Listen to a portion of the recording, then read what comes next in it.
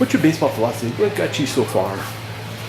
Just to stay pretty relaxed, simple, do the little things right, and just to maintain consistency throughout the game. As far as pitchers, do you approach everybody individually, or do you have one philosophy for all of them? I try to stay within myself, just staying inside the ball, not trying to do too much, just doing whatever the pitch allows me to do with it. A lot of talk about the first-round draft picks, and they have all this talent, and of course they do. But sometimes once they get in an organization, they get passed up by guys in the later rounds. Why does that happen? I'm not really sure why it happens. I think a lot of times the guys in later rounds are a little more hungry, and they know they have to work harder to get to what they want to accomplish. And I think, a lot of times, hard work beats talent. So, it's just that old saying. Now, in spring training, every team brings in more guys. They trade for more guys. They draft more guys to compete with you at the major league level for that major league spot. How do you approach that?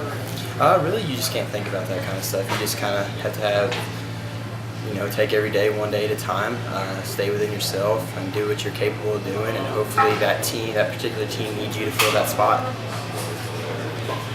Now, baseball has a lot of injuries, or there's a lot of failure. You go up and down the organization. Has there been a time so far that you wanted to leave baseball? No, not at all. It's been a dream ever since I was 4 years old, and the love for the game surpasses anything bad that could happen here. What are some of the things about pro sports you learned the hard way that nobody told you about? I think the biggest thing is to be patient.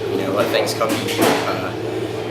You can beat yourself up over little stuff, but really, if you just relax and do what you're capable of doing, and just letting the game come to you, I think you'll be all right.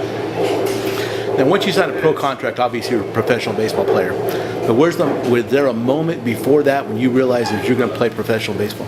I realized going into college and high school that was something I wanted to do, so that made me work harder for my goal.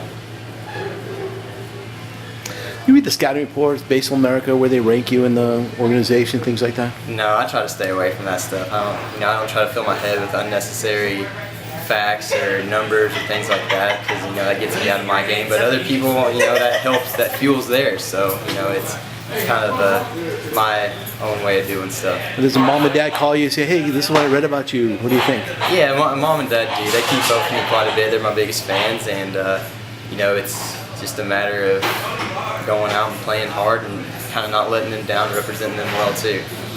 How about the fans, people yelling and screaming at you? How do you handle that? I just shake that stuff off. It's just you've got the ball in front of you. You got to focus on that, because if you start worrying about what they're saying to you or what they're yelling at you, you forget the situation, the scenario you're in, and that's when you make mistakes. How about the umpires? How do you handle the umpires? Umpires are part of the game as well. You just gotta, if it's a bad call, you just gotta realize that he's not trying to do it on purpose, and we're not all perfect, and just to go out and worry about the next pitch. How long did it take you to develop that philosophy about umpires? Since I got into pro ball. What was still a high school kid about professional or baseball if he asks you? What's that again? High school baseball player. He comes up and asks you, "Hey, how do you do that?"